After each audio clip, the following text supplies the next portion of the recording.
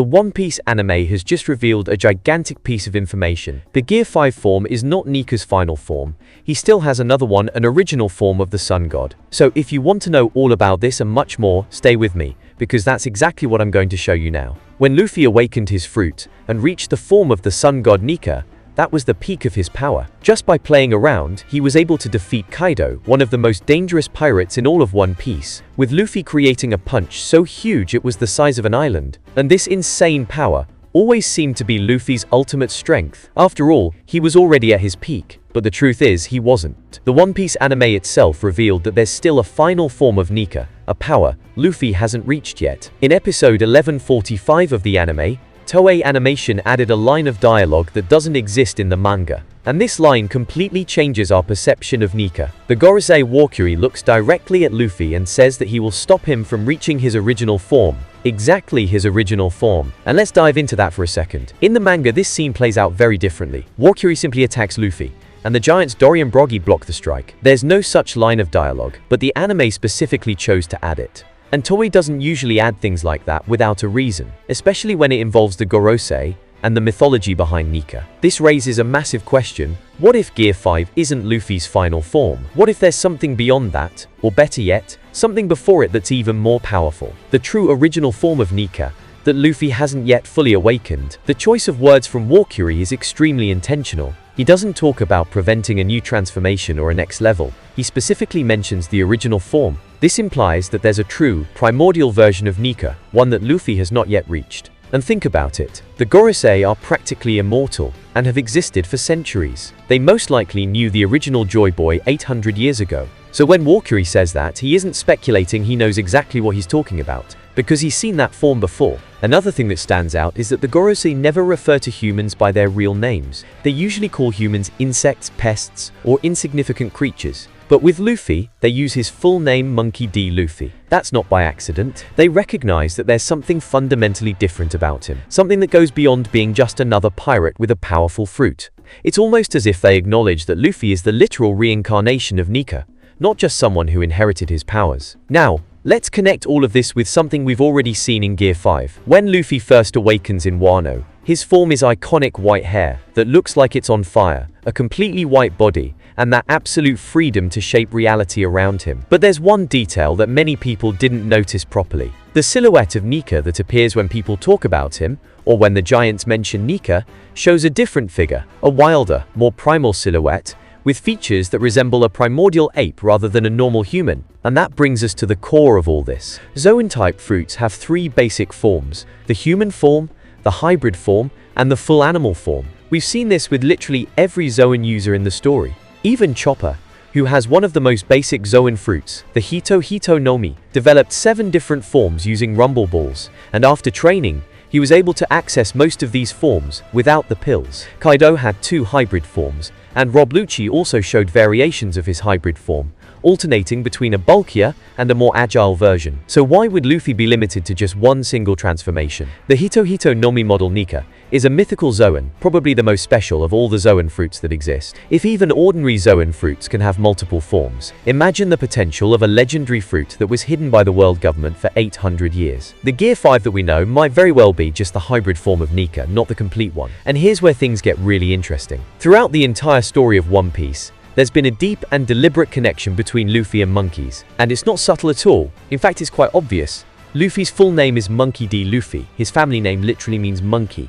His most powerful attacks are named after monkeys: Kong Gun, King Kong Gun, Kong Gatling, Kong Rifle, Overkong Gun, and the attack that finally defeated Kaido, Bajrang Gun. Bajrang is one of the names of Hanuman, the monkey god from Hindu mythology, and the connection with Hanuman goes far beyond just the name of one attack. In his childhood, Hanuman once saw the sun and thought it was a fruit, and tried to eat it. Luffy literally ate the fruit of the sun god. Hanuman is the son of Vayu, the god of wind, which immediately makes us think of Dragon, who is always surrounded by mysterious winds wherever he appears. Hanuman is depicted as a completely white figure, with the ability to change his size and shape at will. Luffy's Gear 5 form is completely white and allows him to freely manipulate his size, even creating a giant version of himself. But Hanuman isn't the only inspiration. Sun Wukong, the Monkey King from Chinese mythology, is also an obvious reference. Oda himself has admitted in interviews that Dragon Ball, which is based on Sun Wukong, was one of his biggest inspirations when creating One Piece. And here's an interesting coincidence. Both Hanuman and Sun Wukong are monkey figures who defy the heavens, who fight against gods, and who symbolize absolute freedom, exactly like Nika. So here's an idea that makes total sense. What if the original form of Nika is literally the complete form of a divine monkey, not a hybrid between a human and a god, but the pure, primal manifestation of the sun god in his full glory? A beastly, savage form, possibly even difficult to control at first, but with absolutely devastating power. That would explain why Warcury is so desperate to stop Luffy from reaching that form. The Gorosei saw the original Joy Boy use this power 800 years ago. They know exactly how destructive and uncontrollable it can be. They literally erased this fruit from history, renamed it, and did everything possible to make sure no one would ever discover its true nature. And now that Luffy has awakened it, they must ensure he never reaches the absolute peak of that power. What's interesting is that we already have hints of this throughout the story. In Dressrosa, in chapter 704, there's a fighter in the Colosseum who mentions having heard rumors that the Straw Hat is a giant over 8 meters tall. At the time, it seemed like just a joke, an exaggerated rumor. But then, in chapter 1044, Luffy literally creates a giant form during his fight against Kaido. And it's not like when he inflates himself with air, it's a real transformation, with perfectly balanced proportions. Oda planted that clue years earlier. In the Road to Laugh-Tale special, Oda even shows his original drafts while planning Gear 5, and among those sketches is Luffy's giant form. This means that from the very beginning, Oda intended for Gear 5 to have multiple variations, multiple forms that Luffy could access. The giant form wasn't something he made up on the spot. It was part of the plan from the start. Those rumors back in Dressrosa were just a hidden hint Oda left for fans to uncover much later. And here's the detail that really makes me believe in Luffy's final form, because now there's another rumor that appeared after Wano, which is even more revealing. When Shanks' crew was approaching Wano, some of the lower-ranking members commented that they'd heard Luffy is like a demonic monkey, completely uncontrollable. Again, it might seem like a random joke, but in One Piece, Oda never includes anything by accident. He planted the rumor about the giant years before it happened. So this monkey rumor is different. I truly believe we're being prepared to see Luffy access a completely beastly form in the future, a form where he loses a bit of control at first, similar to what happened with Chopper's Monster Point before he learned to master it. A transformation where the primordial instincts of Nika take over, where pure, raw power manifests. Think about the narrative structure Oda has always used. Whenever Luffy faces an opponent completely above his level, he develops a new power. In Water 7 against CP9, he created Gear 2 and Gear 3.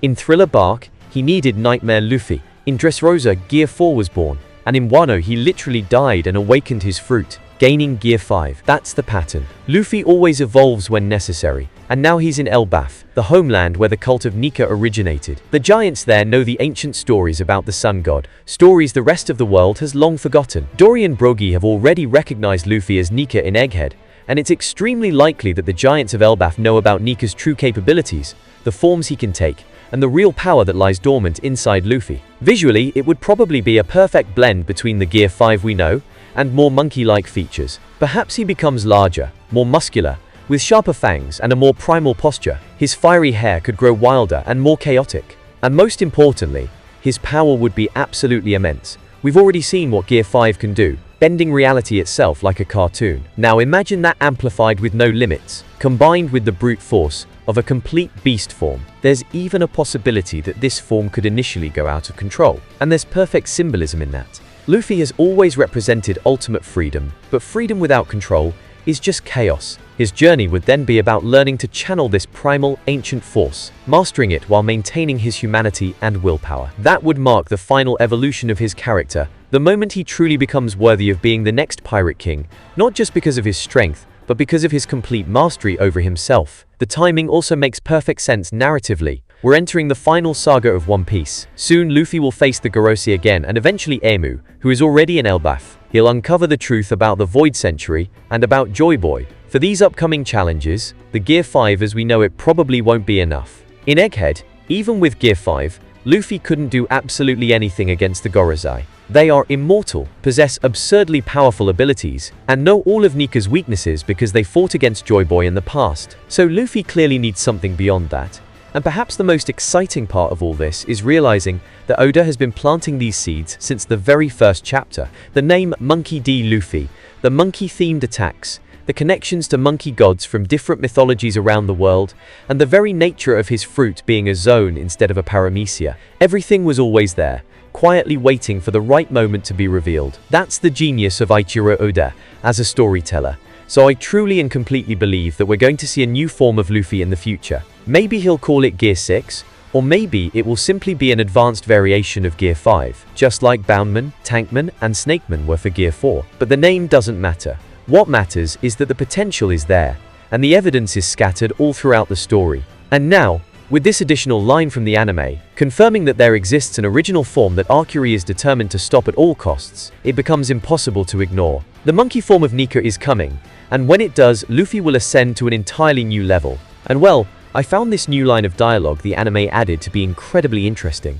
and Toei would never dare include a line like that without Oda's authorization. So there's definitely something behind it. So I really hope you enjoyed this video, and if you did, I'd love your like and subscription. Every time a new video drops with a mind-blowing idea like this one, it'll reach you first, and you won't miss a thing. Thank you so much for watching until the end, and I'll see you in the next one.